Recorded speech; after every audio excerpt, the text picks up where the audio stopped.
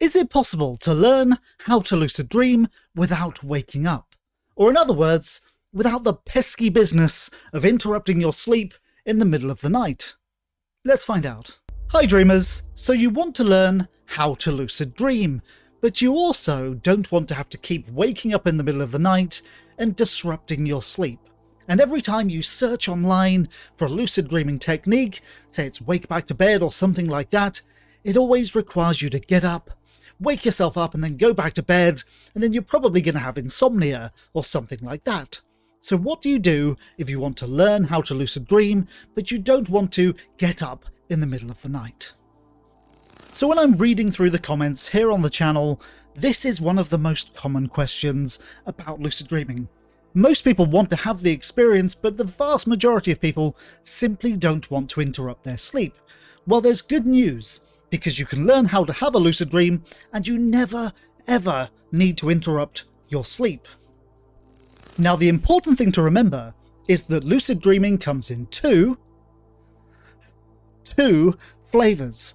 And depending on which type of lucid dream you're trying to induce, depends on whether or not you'll need to get up in the middle of the night. So what on earth are these lucid dreaming flavors? Well, the ones you want to avoid if you don't want interrupted sleep are those which are called maintained awareness lucid dreams. Now, these are sometimes called wilds or wake-initiated lucid dreams, and by the way, that isn't a technique. These are dreams where you interrupt your sleep and then you stay conscious as you fall back into the dream. So you're maintaining your awareness into the dream. Now, this is an important part of lucid dream practice, but it isn't absolutely necessary if you want to have a lucid dream. Now, the second type of lucid dreams are called regained awareness lucid dreams, sometimes called dialeds or dream-initiated lucid dreams. Now, these are dreams where during a normal night's sleep, you remember that you're dreaming during the dream. Something strange happens, or for some other reason, you'll realize that you're dreaming. And this can happen in a night without any interruption whatsoever. So before I go any further, it's important to mention, and hopefully it's pretty obvious, that because there are these two types of lucid dreams, maintained awareness and regained awareness, if you want to maximize your lucid dream potential, then you should be attempting to induce both.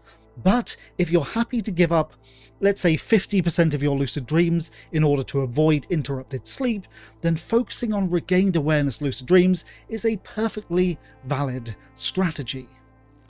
So one way to look at the difference between maintained awareness lucid dreams and regained awareness lucid dreams is to look at the principles behind them. So a maintained awareness lucid dream requires you to have a strong ability to focus. You need to maintain your consciousness as you fall into sleep. But regained awareness lucid dreams have nothing to do with focus. They're all about memory, both retrospective memory and prospective memory, because you're trying to remember to do something in the future, and that is to remember that you're dreaming. So the weird thing about regained awareness lucid dreams is that the techniques to induce them don't look like techniques at all. In fact, what they are is actually the wider practice of a lucid dreamer. So you can look at it this way. Any technique that requires you to focus on something during sleep is generally aiming to induce a maintained awareness lucid dream. But regained awareness lucid dreams come about due to practices that you perform during waking hours, because they're trying to build a memory practice and an awareness practice.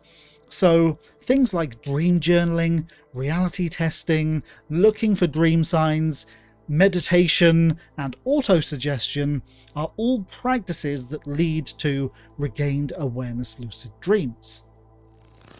So regained awareness lucid dreams and the techniques for them are really quite passive in a way.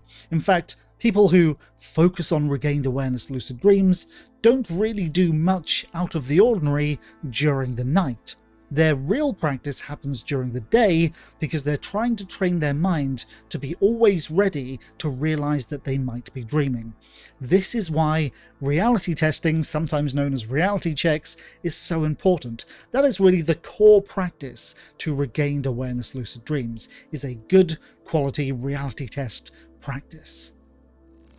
Now, the problem with regained awareness dreams is that they are a very broad way of inducing lucid dreams. You can't do anything in a given night to particularly increase your chances of a lucid dream if you're only aiming for regained awareness, because it's essentially like a shotgun or an elephant gun. It spreads the practice far and wide, and if the variables are right on a given night, then your practices will kick in and help you to have a lucid dream. Whereas maintained awareness lucid dreams are more like a sniper rifle targeting a particular period of REM. So really you want to be doing both. But there is more good news, because you can still perform maintained awareness lucid dream techniques even without interrupting your sleep, and you do that by taking advantage of morning naps. So virtually every maintained awareness practice can be used at the end of a night's sleep. So say you've slept a full night and not had any lucid dreams, no regained awareness lucid dreams, and you want to really try a little bit harder to induce a lucid dream, and the conditions are right, let's say it's a weekend, you can get up, stay awake for about an hour, and then return to bed for a nap. And at that point, you can use any of the many lucid dreaming techniques aimed at maintained awareness to try to maintain your awareness into sleep. And the bonus is that at that point in the morning, you are very, very likely to enter straight into REM dreaming sleep. And another thing to bear in mind is that most of us will have natural sleep interruptions during the night. Maybe you need to get up to go to the bathroom, and you can use those for both maintained awareness and regained awareness techniques without ever needing to artificially interrupt your sleep. So you can focus on regained awareness and maintained awareness lucid dreams without ever really having to artificially interrupt your sleep. So hopefully today's video puts to rest this strange idea that to have a lucid dream, you need to interrupt your sleep. You really, really don't.